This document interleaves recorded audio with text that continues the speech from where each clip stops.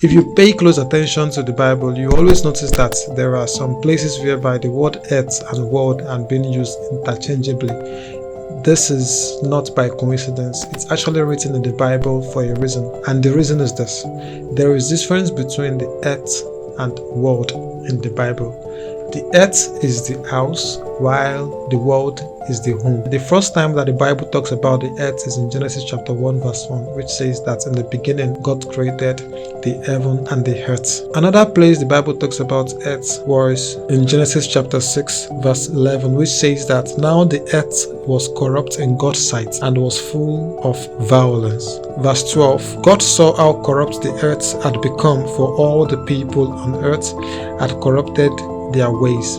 Just like I said earlier on, that the earth itself is the house, while the world is the home. But before you can understand the concept of the world itself, you need to understand something, that before the world was being spoken about in the Bible, nation came into existence. And when nation came into existence, that was when world came into existence.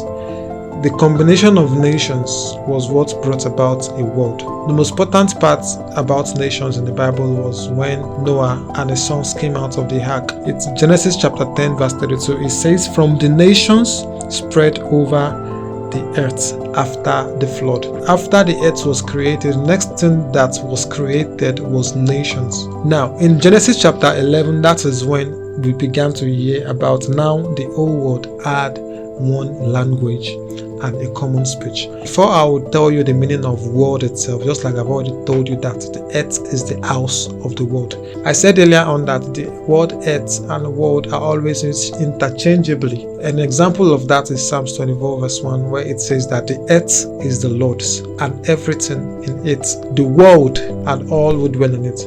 Another popular place in the Bible is John 3:16.